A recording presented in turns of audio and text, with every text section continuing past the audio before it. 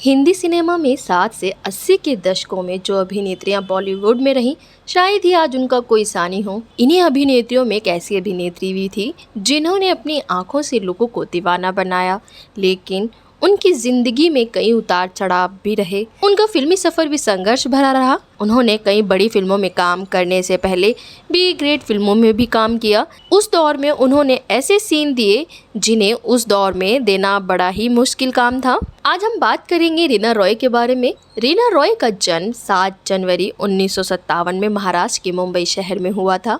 रीना फिल्मों के साथ ही अपने अफेयर्स को लेकर भी चर्चा में रही थी। उन्होंने कम उम्र में अपने घर के आर्थिक हालात को देखते हुए फिल्मों में काम करना शुरू कर दिया था। वर्ष 1971 में फिल्म निर्देशक B.R. इशारा ने रीना को डैनी डेंगजोंगपा के अपोजिट फिल्म नई दुनिया नए लोग में कास्ट किया था। हालांकि ये फिल्म वर्ष 1973 में रिलीज हो सकी। अभिनेत्री रीना रॉय का असली नाम सायरा अली है। उनके नाम को लेकर भी एक दिलचस्प किस्सा है। दरअसल उनकी माँ शारदा रॉय हिंदू और पिता शाकिब अली मुस्लिम थे। जब उनके माता पिता अलग हुए तो उनकी मां ने उनका और उनके सभी भाई बहनों का नाम बदल दिया। तब उनकी मां ने उन्हें रूपा रॉय नाम दिया, जो फिल्म इंडस्ट्री में आने के बाद रूपा से रीना रॉय पड़ गया। वहीं आपको बता दें कि रीना रॉय के माता पिता दोनों ही फिल्म इंडस्ट्री से जुड़े हुए थे। माता पिता के अलग होने के बाद परिवार की जिम्मेदारी रीना पर आ गई। 4 भाई बहनों में से रीना बड़ी थी। काफी मुफलिसी से बचपन जीने वाली रीना ने बड़े होकर पैसे कमाने का ख्वाब देखा था। रीना रॉय ने जो सोचा था उसे उन्होंने पूरा भी कर लिया। रीना रॉय ने बड़े होते ही परिवार की आर्थिक जिम्मेदारी संभाल ली।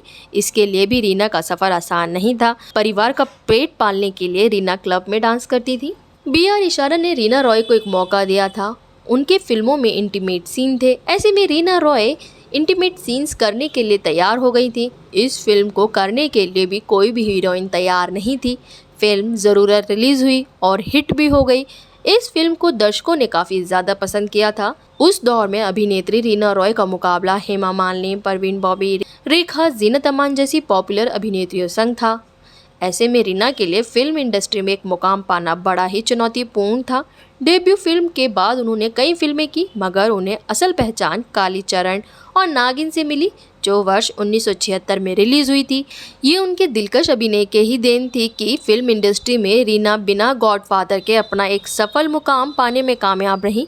अपने दौर में रीना सबसे ज़्यादा रुपए लेने वाली अभिनेत्रियों में से एक थी। जहां उन्होंने फिल्मों में इंटीमेट सीन भी दिए, वहीं फिल्मों में ये आज आम बात है, लेकिन उस समय इंटीमेट सीन देना कोई आसान बात नहीं थी। रीना रॉय ने अपने से 11 साल बड़े शत्रुघ्न सिन्हा के साथ करीब 9 सालों तक रिश्तों में थी। वहीं शत्रुघ्न सिन्हा ने रीना रॉय की जगह पूनम से शादी रचा ली थी।